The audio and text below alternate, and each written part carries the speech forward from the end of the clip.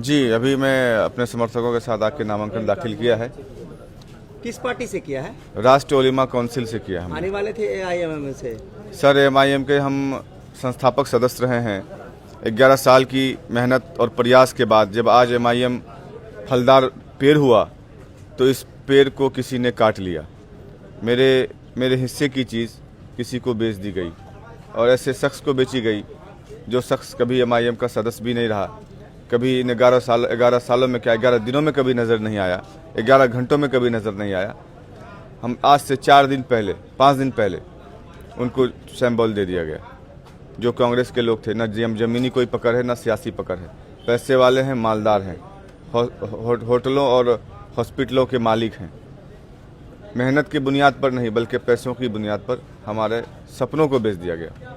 अगर आपकी ही बातों को लिया जाए तो एआईएमआईएम प्रोमिनेंट है यहाँ पे आपकी वजह से, तो वो तो पार्टी प्रोमिनेंट है, आपको लोग क्यों पसंद करेंगे?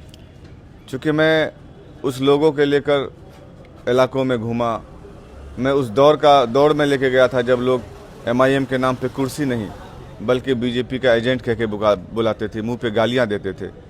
उस दिन को भी हमने देखा और उसको सींच कर आज हमने इस दिन तक लाया, इस मुकाम तक लाया कि आज यहाँ से अररिया विधानसभा की सीट से हम कामयाब हो सकते थे एमआईएम के उम्मीदवार के होने के नाते, लेकिन आखिर वक्त तक हमें यही कहा गया, अरे आपके अलावा है कौन। पिछले 15-20 दिन पहले हमने सीमांचल न्याय यात्रा के नाम पे एक बड़ा सभा भी करवाया था, जिसमें हमारे राष्ट्रीय अध्यक्ष जनाब बैरिस्टर सदरुद्दीन ओवैसी साहब आए थे। उस वक्त भी मुझे कहा गया था, इवन कि मुझे ये कहा गया कि 17 तारीख के बाद अनाउंसमेंट करेंगे, आपका नाम लिस्ट में है, आपके अलावा कोई नहीं है। लेकिन मुझे पता चला कि 15 तारीख को ही लिफाफे में उनको सिंबल दे दिया गया। खैर, मेरे साथ जनता है, पार्टी ने मेरा टिकट काटा या बेचा, लेकिन मैं तो अकेला था ना, मैं तो तन्हा था, कोई यहाँ पे दावेदार उम्मीदवार नहीं था। लेकिन पार्टी ने मेरे टिकट को बेचा है, बिहार के प्रदेश के यूनिट ने मेरे टिकट को बेचा है। कहीं ना कहीं उसे ये खतरा था कि राशिद अनवर बेबाक है, बोलने वाला है, इसकी सीट निकल जाएगी, तो कल जब ये विधानसभा में सवाल उठाएगा, लोगों के लिए हक की आवाज़ को बुलंद करेगा, तो कहीं ना कहीं मेरी गरिमा नीचे हो जाएगी। इस वजह से उन्होंने मेरे साथ एक राजनीतिक साजिश के तहत हमारी राजनीतिक हत्या कर दी गई।